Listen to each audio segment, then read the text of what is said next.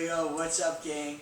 I'm back, you're back, and you're new, but we're back in the Bockers.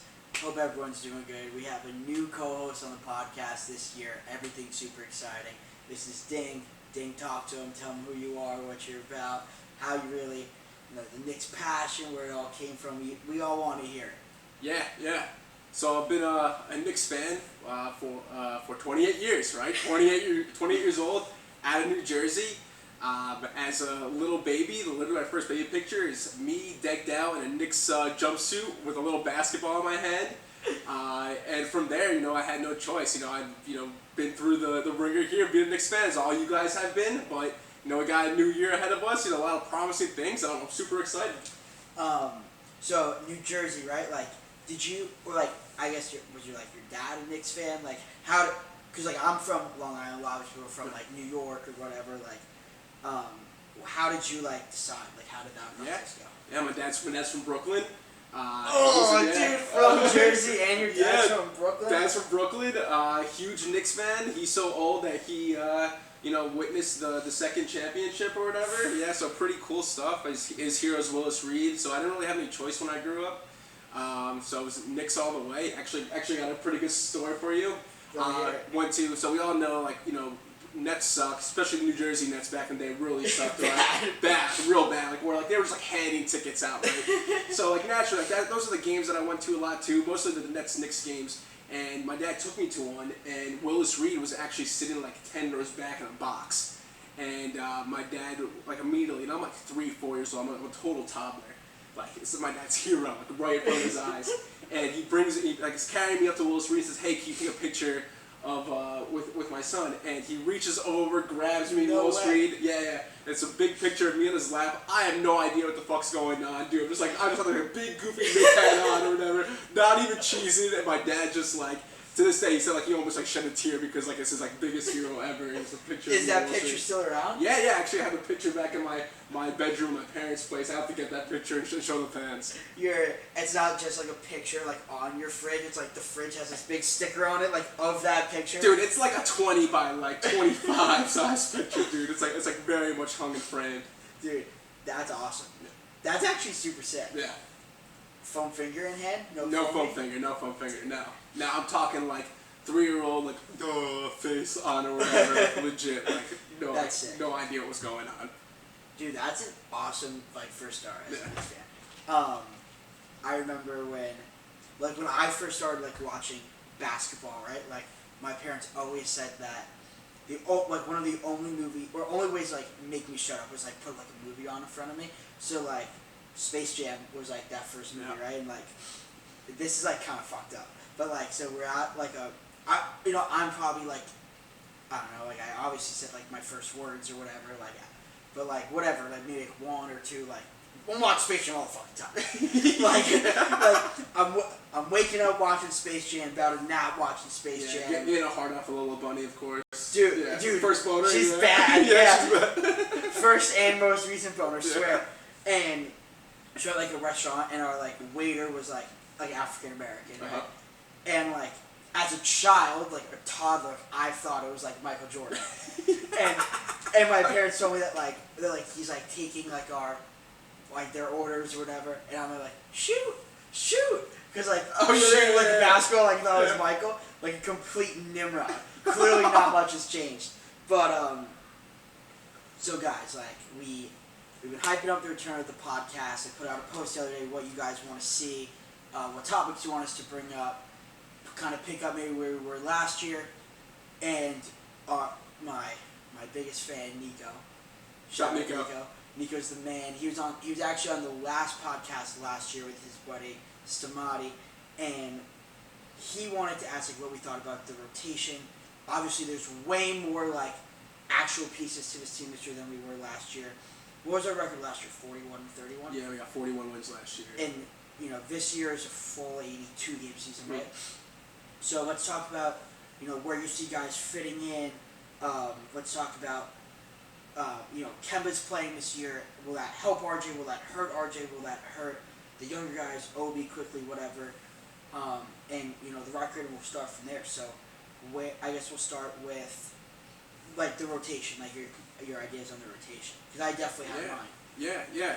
You know, I'm super. So I think really one of the key things for the Knicks now, and for really just to, get better every single year is IQ and OB are, as important RJ is. In order for the Knicks to really take the next leap, I really think IQ and OB really need to like somehow develop the second unit, because neither of those guys are starting, right? Like I envision a starting cast right now, and we'll get obviously a better idea of this within the next couple of weeks here. But right, we're gonna have Kemba at the 1, we're gonna have RJ at the 2, Fournier at the 3, Randall at the 4, and then the center's a bit of a toss up. Center will be interesting. So we could go like a two power forward play, or I don't know. We'll see what Thibodeau wants to do there. But being defensive focused there, of course, like he's gonna want a big guy in there, right? So. But which big guy? Yeah. Because I'm strong opinion on this, but we obviously brought Noel had a good year. Mm-hmm. We brought him back in a pretty good contract. Mitch is looking. Yeah. You see those videos? Yeah. Well, now that Kemba's on the floor, like automatic defensive liability, right? Like, which is going to be a really interesting fit for the team, because Tibbs, right, defensive-minded coach, always has been. Right. So putting Noel, I kind of agree with you. Putting Noel at the 5, I don't know if that really makes sense, because now we're going super small ball, and we're really relying on really good wing defensive play with a liability at the 1. Right. And now all of a sudden defensive rebounds, like RJ's got to step up huge there, right? Like you need the Fournier to step up huge. Fournier averages 3 rebounds a game for his career. like come on, right? Right. So either of us could average. I mean, yeah. fuck, I hope I could get scrap 3 boards. Yeah. So Mitch really has to start. I totally really agree. has to start. Because my opinion the whole year, there was definitely a point in time last year where I was a Noel hater. I definitely go back and forth on who I hate game by game, just like a lot of people.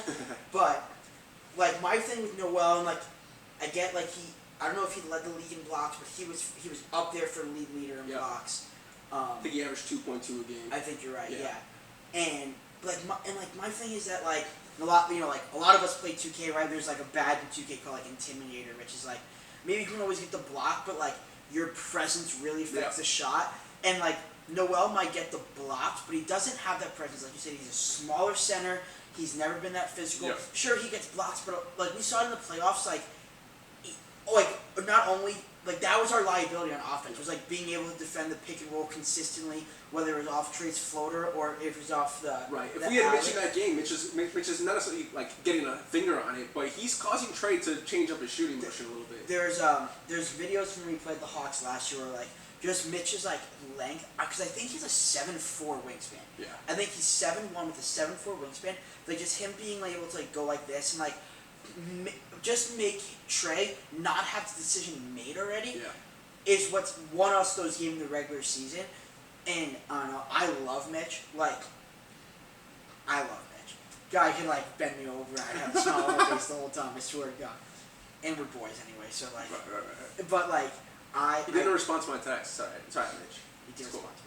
respond to mine. And he knew who I was at a game. Yeah. No flex. Anyway, but I totally agree. Kemba, Evan, RJ, whatever order, really. Yeah. Randall, and then Mitch. Like you said, not only is Kemba a defensive liability, but Evan's hasn't been a great defender his whole career either. Yep. And the bench is pretty obvious, right? Rose, IQ, Burks. Behind Burks would be, I guess, Grimes, right? Right. And then Obi, and then Noel. And that's a strong second line. Yeah. Yeah, we have honestly one of the deepest teams in the league. I mean, we easy are 10 deep, and that's not counting. I mean, I don't expect the rookies to really play, and I think that's now that we were in the playoffs last year, because the whole last year, I don't know how many Knicks accounts you follow on Instagram, but a lot of people were oh, we have to see Obi develop, whatever, and sure, I agree, young guys have to develop, and I love Quickly, and there's a lot of times where Quickly didn't get the minutes really. Yeah, but Thibodeau's a coach, right? Thibodeau notoriously hates rookies. You really gotta earn your time, And I kept trying to say last year, and these guys know I pushed it, we're not a shitty team. Sure, when we were a shitty team, sure, the rookies can play more minutes, whatever. We're a winning team. We're gonna be a playoff team. rookies aren't going to play. I mean, Yeah. like, how often does, like, a rookie on a good team win, like, Rookie of the Year? Right, You know what I right. mean? Like, so Excellent point. I think that it'll be interesting this year, now that, like, Obi and IQ are second-year players, and especially with the guys who are in front of them, how much time they're going to get. Because, I don't know, I think Tibbs has a love-hate relationship with Quickly. Yeah. Like, he does a lot of the stuff the offense could use, right? Like, last year, Peyton sucked dick. Like Let's not even get into yeah. that was So, all news or whatever. But, like, he spreads the floor well. You didn't see him get a lot of time. And now that we run, Fournier, or even really whoever he backs up, like, whether it's Fournier or RJ, which are one of the better players on our team. Yeah. Like, where does his minutes sit? Like, are we going to see a split like we're going to see with Kemba and Rose, with Evan and Quickly, or, you know what I mean? Yeah. I think it's going to be really interesting, and I think a lot of it is going to point to, well, to start, right, like, we made, I think the moves that we made in the offseason were very good. They're short-term moves with a long-term outlook. Right, because like we're talking like a bunch of 3-year contracts here, right? So we're still like looking at like the building blocks of, hey, Julius is here to stay, right? RJ, IQ, Obi, or whatever. Right. So I think ultimately, winning is very important. It's extremely important. But I mean, we've all been Knicks fans. We've been deprived of a championship. Pretty much whoever's listening to this, probably our entire lives, right? Right. So I mean, we want to make the playoffs. We want to go far, right? But like the goal is here to like we want to fucking win a championship in our lifetime, right? Like, I don't know about you, right? Like I've like sat back. I'm like, shit, am I never gonna see a fucking Knicks championship? So because of that, Kemba's injury is kind of up in the air, or whatever. And again, I think we gotta focus on Tibbs as a defensive-minded coach. If Kemba's not playing defense, it doesn't matter how many points he scores. Right. He's not fucking playing. If he doesn't play hard on defense, like it's just flat out not playing. And I think like IQ can pick up the slack. And honestly, between Fournier, because we really got Kemba and Fournier for the sole purpose of like, hey, Julius is a one-on-one player, right? So we got 2 players to fill that need. So like Fournier can be the guy to create off the ball, create a one-on-one play for himself. So like I really see the season kind of going in a direction where like Kemba's gonna get the minutes in the beginning. I see him taking a back seat. Really? Yeah, like middle way to the season, and like just letting IQ get some of those minutes here because he's scrappy. Let Derrick Rose like run the fucking team like he should. Right. Like so, it's a very exciting year, but it's a lot of what ifs, and I like the moves, and we'll see what happens. You brought something up that I actually wanted to ask you. So like, you had said like, where Kemba is in lineup and like how we played like point forward ball with Randall last year, right away Randall got the ball and like he was the assist leader for the team. I'm pretty sure. And like Kemba Walker, and I've said it to a lot of, we're in Boston, like we have a lot of self-experience, like showing us for getting Kemba like suck a dick, like you put Kemba in a system you would have succeeded. Does Kemba really play like a point guard role on this team? So No, you said no, and we're so. He never has, right? I mean, he averages 6 assists a game, right? But he's a scorer. He's a scorer first. So you think that we're gonna still run point forward ball through Julius, and like Kemba will just be like the scoring option that. I hope not. I think that's a poor way to run the offense. I really do. I think Julius is best. Like leave him baseline. Like let him run the baseline. Like. He was like number 1 in points on the baseline. Like the guy's bread and butter is literally a step back on the baseline. It's sexy. It's so sexy. I think him handling the ball up top is just a recipe, not a recipe for disaster, but it's caused the team. Because think of the offense last year, right? The offense was stagnant. Like the offense was, especially when it was very much shown in the playoffs, like stagnant. There's no ball movement or whatever. Game plan against Easy. If Julius has the ball up at the top of the key. All he's gonna do is pass the ball and then go to his spot. Why are we even wasting that at this point? Like you need a guy on the ball who's gonna hold everybody honest, which I think where Kemba and Fournier and hopefully RJ can take that next step, right? As someone who has the ball and can like I don't know, make the defender think like, oh shit, is this guy gonna try to take me right now? Be like a real triple threat. Yeah, a real triple threat, exactly. So like, I mean, Julius is gonna want the ball, but I think Julius really needs to take a step back in regards to the ball dominance in order for this team to really take a step forward. Which really has been his fault his whole career, right? Yeah. Like, I mean, I don't know, I didn't watch him that much in New Orleans, but like that's really what it seemed like. And then the first year at the Knicks, it was very apparent that he's a score-first player.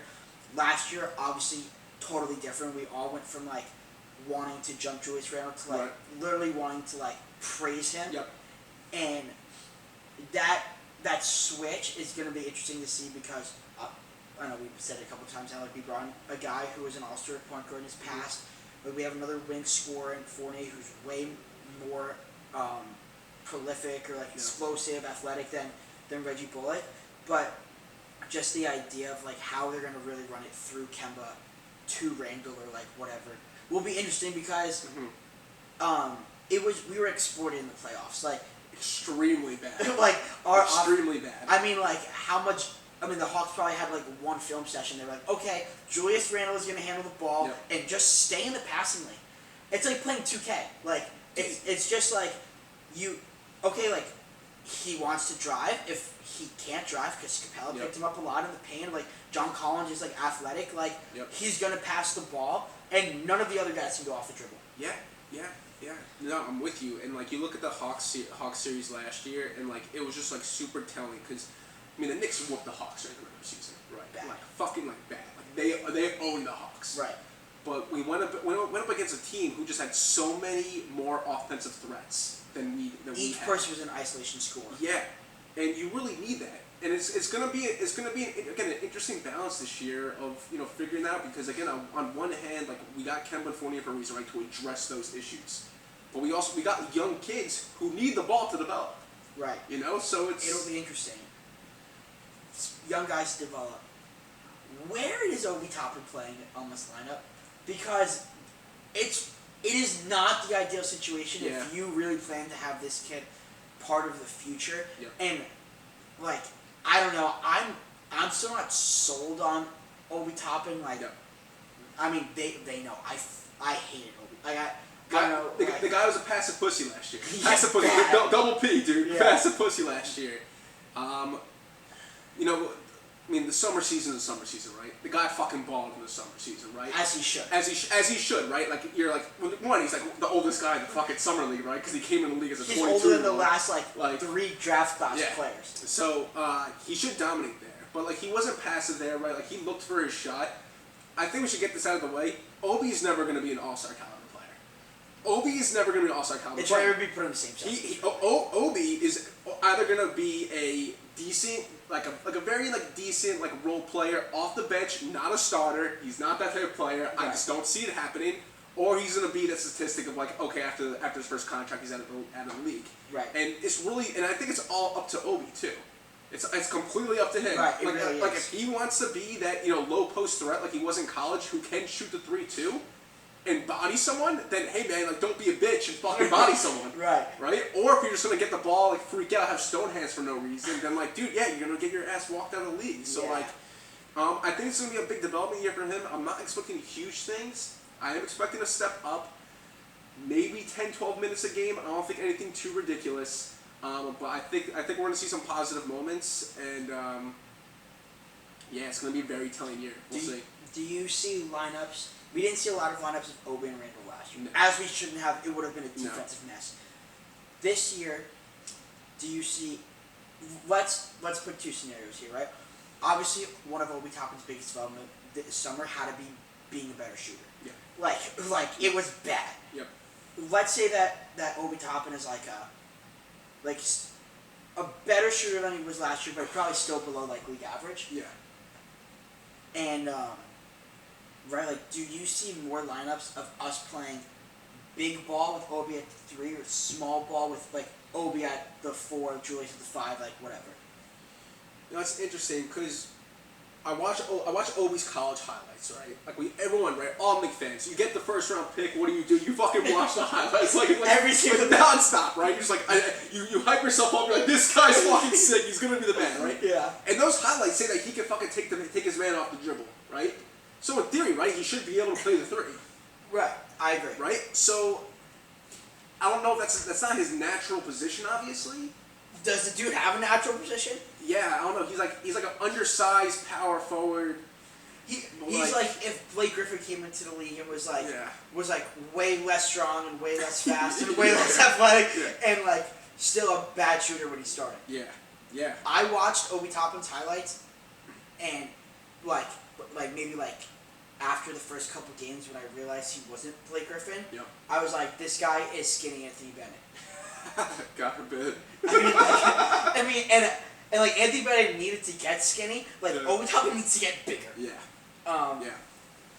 And one of my takes last year was like, if we're gonna see Obi and Randall in the same lineup, it had to be with Obi at the 3. Yeah. Because like, defensive side, like I'm happy he's 6'8". Like I don't know. Yeah, I think Obi's 6'8", 6'9" maybe. Yeah. So like around Randall's height, he's a smaller, powerful. Yeah. Smaller, powerful. Yeah.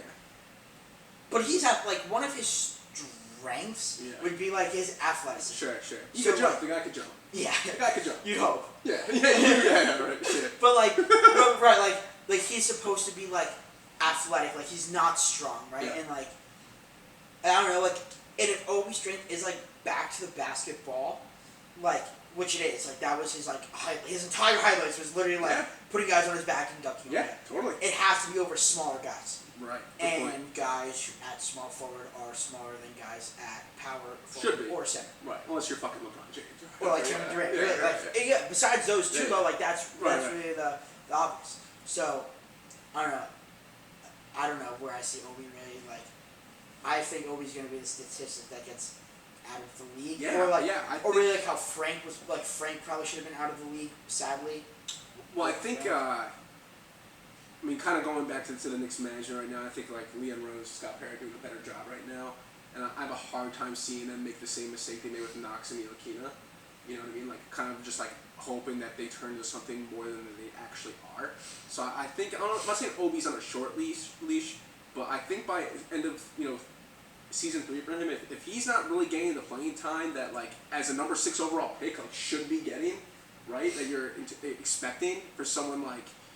I don't know, to play 20, 25 minutes a game at the minimum and putting up good numbers, then I mean I would be pissed off if they were like, oh no, let's keep him another year. At that point, see what you can get for him. Let's get more draft picks. Let's get different pieces, specifically 3-point pieces, because that's what we need. That's what we need to win this league, right? You need the secondary pieces are the 3-point pieces. Right? They always are. That's why Duncan Robinson, who's like every white guy's like role model now, got like $24 million a year. Yep. Like just to shoot threes. So. Yeah, dude, I don't know, it's a little weird with Toppin, like, I don't know what to expect, really. Here's a question. Yeah. I'd like for everyone to answer this in the comments below, too. We really have 4 guys in the, I don't know, I'm not really counting Rose, I guess, but, like, 4 guys in our starting lineup that could have a chance of being, like, the leading scorer for this team. Yeah. Where do you see, like the pecking order of points per game by the end of the year between Randall, Kemba, Evan, and RJ? That's actually a super interesting question. I haven't even thought about something like that. Off the top of my head, I want to assume that Randall's still going to be the leading scorer. I hope Randall's still the leading scorer. You'd hope. I would hope, right? And then from there, on a per-game basis, it's probably going to go... See, no, RJ ain't no bitch, right? And RJ's kind of has the mindset, I feel like the dude's a dog. Like, he's got the mindset of, like, he thinks, and good for him, like the Knicks are going to be his team, which is what the Knicks fucking need, right? Like, you need a guy who's going to, like... He's a dog. And you know this guy is fucking working day in and day out right now. So, I mean, I think it's probably going to go Julius, Kemba, RJ, Fournier, I think. That being said, don't be surprised if RJ plays a little bit of too much hero ball this year, where the fans might hate him, but it might be like a Kobe situation, right, where Kobe's like airballing the fuck out of his shots early on in his career, right, like what the fuck are you doing or whatever. Right. More was a developmental thing. But I think if I had to guess, that's the order I'd go with. But I'm really hoping RJ, like, he needs to really take that next step of like an all-star caliber player, and I think he could do it. Like, I'm not necessarily year 3, not this year, but it's coming soon. Yeah, I mean, I agree, like it could really go anywhere from, like, Julius, RJ, and then one of the other two, to, like, it really could also be, like, Randall, Kemba, Evan, RJ. Right. Do you think, like, we saw last year, like, RJ's his points per not percentage got better, like, literally everything ticked up. Now that there's, like, real scoring options, do you think, like, his numbers probably will go down? No. Yeah, I don't know. But like that's not always a bad thing. Like It's he could score 15 points a game and shoot like 43 and like 52 and like that's Fournier might come off the bench. he could. He like, could like he could. Yeah. You know, if that happens, that changes everything. You know, I really RJ averaged 17 a game last year. Yeah. It was like a point. I think it was like a point more, maybe like a point and a half more than rookie year. Yeah. So I mean, as a Knicks fan, who again we're going for that fucking championship, right? We're not going for like first round playoffs, like what they do, right? Like yeah, last year's like a great stepping stone or whatever, but like I'm like. If being a fan means like you're hoping that you win a championship in the next 5 years, right? Right. So look at the 5-year plan, right? We need RJ to score the fucking ball. Right. And score it a lot. And be a threat every single time, like you said, triple threat where he has the ball, where you don't know if he's going to fucking shoot the ball in your face, drive you to the hole. And I was actually reading something, not recently, more like a couple months ago, where it was RJ's favorite trainer in a quote or whatever, specifically saying that what they were working on this offseason was specifically his mid-range off-the-dribble game. Interesting. So if you can add that extra layer to the game or whatever, it would be huge. Because RJ's not the most athletic dude. Like he's not the most athletic dude. He's gonna get his points off of body movement, strength, footwork, and strength. And with that, you need all three levels. Like you need he's not gonna be a Luka obviously, but like Luka's not athletic, but like he has all three levels of his game. Right, his footwork's amazing, body movement's amazing. So right. I mean, we also he's obviously not James Harden, but like right. James Harden has never really been like an athlete. Like, sure. His weaknesses going into the league were athleticism, and like right. he clearly makes up for it with like his elite everything else. But like RJ really has to put it together because we all know he could finish.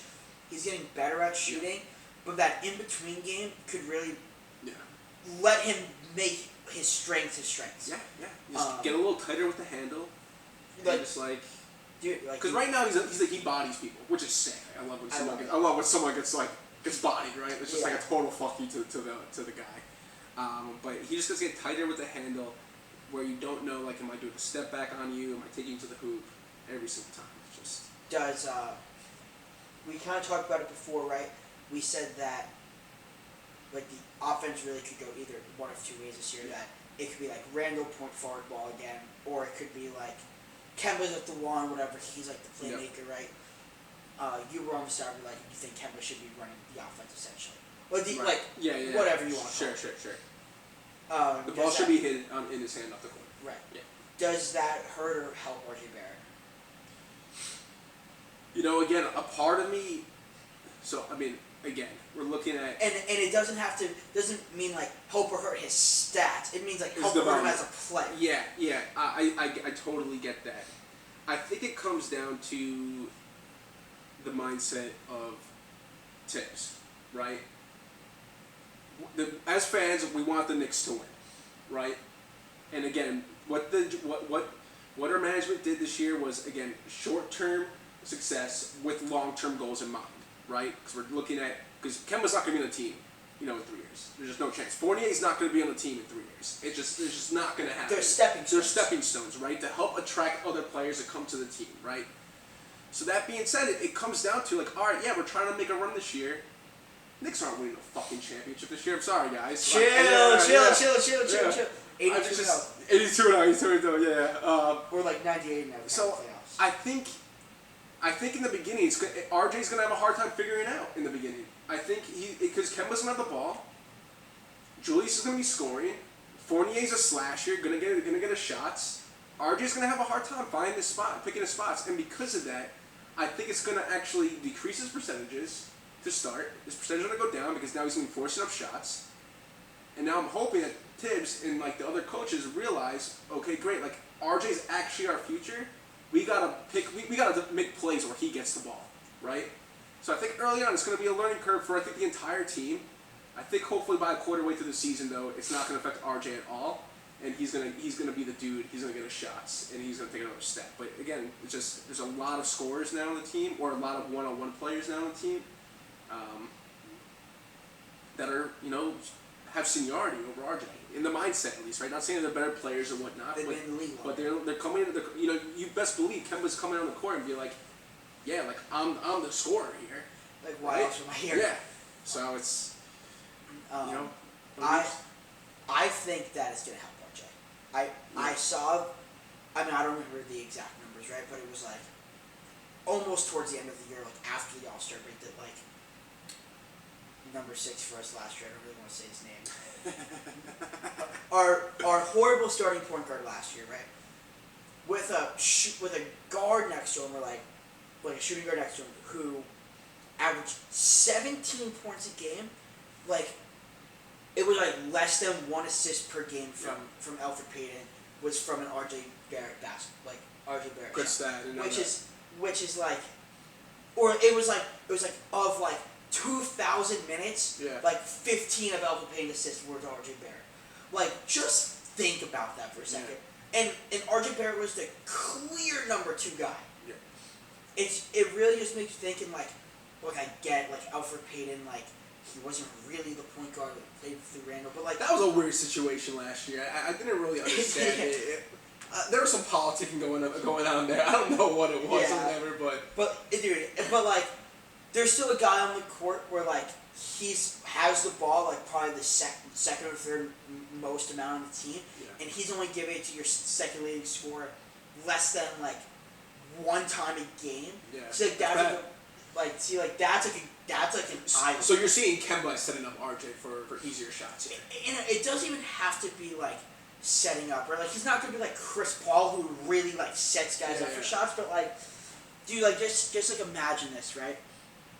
Like, you have 4 guys in the perimeter, right? You have Mitch Robinson on, like coming up for a screen, right? Like, if Kemba gets by, like everyone knows Kemba can finish at the rim as like a he's like an athletic guard. He's always been that, right? You're repping the UConn right now. Oh yeah, Husky baby. More of a Shabazz guy, but it's cool. Whatever. Like there's 2 options really. If like RJ's in the corner, that's where he shoots through the best, right? That RJ is going to cut on the guy guarding him, right? Or like the guy guarding him is going to go to help at the rim, and like RJ's going to be in the corner. Like now there's a legitimate threat. Yeah. Not only for the reason I just said, but like right last year, we were playing point forward ball and we were winning games, and there's 2 of 5 guys on the court who like actually couldn't shoot a 3 to like yeah, totally. Like, and like a center's like neither of our centers are. But I get what you're saying, but I want RJ to be that guy. You know what I mean? I want RJ to be the guy who's taking the guy off the dribble and creating for other people. Like, granted, like as a scorer too, but like RJ should ultimately be the guy who's drawing the attention, right? Right. Like, which is great, which is going to be good for like the spot shooter. So RJ's going to get a lot of open threes, which is huge. The guy shoots a hell of a ball now, right? Like, crazy. So when Kemba does that, it's going to be sick. Like he's going to create for him to get open shots for sure. But ultimately, I want RJ to be that guy. RJ's got to be the dog, right? And like obviously I said what I just said. I think there's also going to be a ton of plays too where like we see Barrett the one who's taking up the ball, and like and like in that circumstance, like it'll like those circumstances like more like hype. Are they going to be like fast-paced scoring situations? Because like, you know, RJ's going to come to the court and like maybe Randall will be there to set a screen. Maybe he'll make a quick move like at the 3-point line. But like, we're not going to like start like a half-court offense with RJ Barrett handling the ball. Like that just does not sound like a great plan. Totally. RJ Barrett slander, right? ESPN clearly has never watched RJ Barrett play a game in the NBA. Brandon, answer this question. Yeah. RJ Barrett is a top X player in the NBA.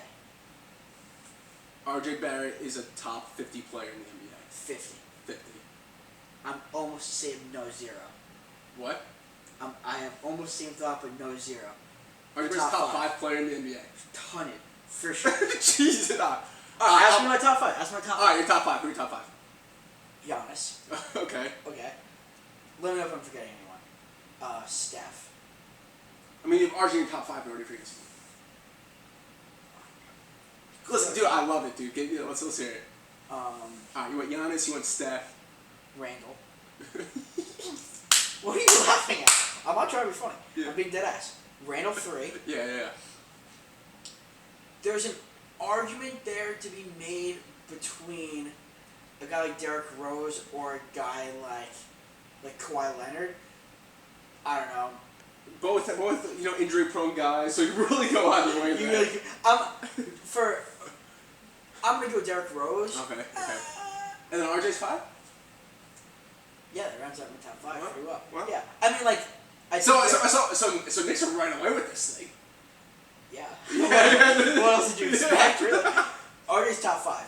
I mean, like, if you don't have him top 5, I could at least see, like, top 7. But, like I don't know what ESPN is watching. Like, we have the best team in the NBA, clearly. What's your playoff picture? Like, as far as where the Knicks are going to stand seeding-wise? Just in the Eastern Conference, yeah. Just in the Eastern Conference? And maybe your record prediction. My record prediction? So, Knicks won 41 games last year. Right. 72-game season. That's awesome. 10 more games this year. 10 more games this year. I had them winning 44, 45 games. I was going to say the same thing. 44, 45 games. Which is very good. That's a playoff team, obviously. Clearly, yeah. Right? It might not be, based off percentage last year, right? They should be winning 48 games or whatever. I just think, like... And there's 10 more games here, I see them splitting them. You know what I mean? But as far as seed-wise, I see them in the 4th seed again. I really do. And the teams behind them too. Tell me who you got from top to bottom. Yeah, off the top of my head, if I had to go top to bottom, not knowing the Sixers situation right now, right? Because obviously Simmons, who knows what that actually is going to look like. But let's just throw this as if Simmons is not going to be a bitch and is going to play, because I honestly haven't thought about how good the Sixers are going to be without Simmons. Because I know Simmons can't make a free throw and he just threw 8 So we're going to say Simmons is on. Like the we're same gonna as say they yeah. were We're last gonna say yeah. Just for the sake of this right now. And with that, I'm gonna go. We go Sixers 1. Okay. Yeah, we go Sixers 1. I'm gonna go Nets 2. I'm gonna go Bucks 3. Yeah, no, fuck the Nets. We hate the fucking Nets. Bucks 2. I'm sorry. Sixers, Nets, Bucks, Knicks. Then I'm gonna go Celtics. Then I'm gonna go the Heat. And then I'm gonna go. Oh yeah, right. There's a lot of things here. Fuck Trae Young and that dirty fucking hair is. Yeah. They're not making the fucking playoffs this year. Dude, that was a fucking. I have the Hawks actually the last place team in the whole league. They fucking are out. And then I'm gonna go. Shit. Chicago's there. Oh my god, yeah, the fucking Bulls, huh? What a you want me to list my top? What a what-if scenario. God damn it. The Bulls are gonna be sick. They're gonna be there's no reason. I don't know. Okay, fine. Who do I have after the Knicks? I went Celtics and I went Heat. We're gonna go Celtics, Bulls, then Heat, and then we're gonna go the Hornets for the 8th spot. Gotcha. Okay. Mine's pretty different, I'm not gonna lie. Let's hear it. I know for years we said that Simmons will be on the Sixers. I don't think he will be. Obviously he's not playing. The guy just cost him $8 million because he's a pussy and can't make a free throw. I think he literally got chirped online as because he got chirped for not making a free throw. It's like, oh, I'm not going to accept $8 million. Could you fucking imagine? It's like a fundamental aspect of the game. You got chirped by some fans and by the media. You're like, oh, I'm not going to come play. I mean, we're talking about like the threes, like the line has moved back your whole career. Like a free throw has actually been the same since you were 3. Yeah. Like the free throw line has never moved. I think he's going to be at Houston next year. Houston, wow. I think the Rockets. I mean, do you think about like contracts and everything? Yeah. One of the only tradable contracts for Ben Simmons, the way he's viewed around the league, contract-wise, would be like John Wall. Okay. So I think the Rockets are going to trade John Wall, like 2 unprotected firsts. Yeah. Like they're not going to be a good team. So those firsts are worth a lot. Yeah. And then like maybe a pick swap or 2. Like, they have all these other teams' picks. No, I know. Right? They have like 11 first-round picks over the next. I think it'll be like 3 years. a plethora of like 3 to 5 first-rounders and John Wall for Ben Simmons. Anyway, that being said, I see the playoffs going Milwaukee or Brooklyn, like whatever. I think Miami's going to be 3. I think bringing. You think Lowry's going to make that big of a difference? I do. I don't know, dude. Like, there's just like. He's got a fat ass. So who thought Lowry's got a fat ass? I love watching the Heat play. They're my favorite team to watch now. I used to always love the Raptors for that same reason. I don't know. I think Lowry's going to make that difference. I think like. Yeah, they'll be a good defensive team. Lowry's. I'm not going to call him washed, right? I'm not going to call him washed. It's just like the guys who started last year are still there, and now they're depth. Like I know. I think they had a lot of. That Cinderella run though in the bubble though, that's all it was a Cinderella run. I mean, they're gonna be good. They're gonna be a good team for sure. Tyler Hero took a huge step back last year, so right. we'll see if he can like get that going or whatever. Like obviously, like Duncan Robinson, like he does Duncan Robinson things or whatever. Jimmy is the one. Obviously, I mean, I'm a huge Jimmy fan. Jimmy's a fucking dog. That team just like, and Bam. I think Bam's overrated. Might be a hot take. I don't know. I think Bam's overrated. That team is just like, they're gonna be a good defensive team, but they're not. I don't know. I just look at that lineup and I'm like. I just like don't see it, and like I know that's not a good reason to have a take or whatever, like no logical explanation, but like I just look at that team, it's like no, like you guys are not it. Like, well, we'll see, right? Like that's why you had him at 7, I had him at 3 or whatever. Anyway, Milwaukee, Brooklyn, Miami, and then like I think we're gonna see a rematch of us and Atlanta in the playoffs this year. So you think the Celtics are gonna have as bad of a year as they did last year? Worse. It's gonna be worse. I think their problems are like glaring. They didn't do anything to fix them. As always, it's been the Celtics. It's been the Celtics thing for the past. Ever since Kendrick Perkins went down, they're just like, oh, forgot that they need to have a good big man on the team. And, like, I just like don't know what the fuck they're doing. I think so. I think it goes like Knicks, Hawks, or Hawks, Knicks, whatever. Yeah. So like that ends at the 5. Then I see Chicago. Yeah. I think Chicago will be better than Milwaukee, worse than us in Atlanta, and then like. Dude, like, from there, like, they're going to be in a play-in game. Like, it really doesn't matter, right? Like, you really want to be top 6. Oh, I guess technically we should be going for top 10, right? But whatever. That's not, we're going to be top 6. But wait, is it 6 or is it 5? No, it's top 6. It's 6. Right? And then, like, playing like, Charlotte's going to be there. Boston's going to be there. Like, the Celtics are so weird. Yeah. Well... guys, we'll get into it when the Knicks play the Celtics, but one of the new segments. Oh, I got a fucking story for you on that one. Sure. So one of the new segments on this podcast this year is we're gonna get someone who runs a fan page of another team. Like, say the Knicks are playing the Celtics that week. We're gonna get a person who runs that fan page to be on the podcast. I think we're just like talking like straight up hoops. Trip the shit out of them. Yeah, it's gonna be awesome. This kid, one of the kids we work with, Jake, he was like, oh, I'll get on when we play Celtics. I'm like, dude, like, you don't. Oh, I was like, you don't. Roasted, I was like, dude, you don't want to be on, like, he's like, people want, like, real sports. Like, I go, not on my podcast. Yeah. I was like, people on my podcast want to see you get fucking buried. You don't want to be him. So, like, I don't know. If there's even, like, the only hard ones would be the Nets. Like, I don't even think there's a Nets fan page out there. Like, but... I think that'll be hysterical. Wait, hold on. Can I tell a story real quick? All right. Floor is yours. So obviously we live in this shit city, Boston, right? It's not New York, but you know whatever. All right, and go to Knicks Celtics game every year in Boston, and what was it? I guess like the season before the pandemic, went to the Knicks Celtics game. It was unfortunately the game that Tatum hit the game winner in the baseline. Yeah. Fuck that game, whatever. But that was like a huge like building year for the Knicks. Like Marcus Morris, went nuts, right? And I'm fucking shit faced or whatever.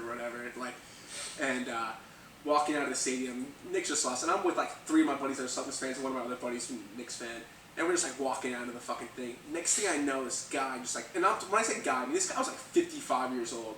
Probably like your height slurp or whatever. Just like comes up to me and just like comes and just checks me, and I'm like have this like big like not this like grin, but like I'm shit faced just like walking out of the stadium. What are you like 6'1"? I'm like 6'1". This guy had to be like 5'5", like 55 years old. Like I'm gonna fucking bury this guy. Dad, when you're watching it, it's like you. And I just look at the guy, and the guy's like, let's go. I'm like, dude, this fucking won, dude. And like, I started like laughing at this guy's face. The guy was like this fucking big, dude. He's like the bagel boss guy. Dude, the Celtics fans are fucking hysterical. Yeah. Hysterical. They think their team's always gonna win it all. They never do. They're fucking hopeless romantics, the best way to put it, dude. Right. And they're yeah, the Celtics are hopeless romantics. Yeah, right. 82 now.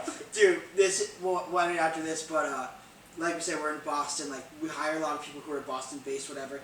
And these 2 kids who were starting at my position, right? Like, they call me, like, help them with something. They're both Celtics fans. Like, and the Knicks were ahead of this.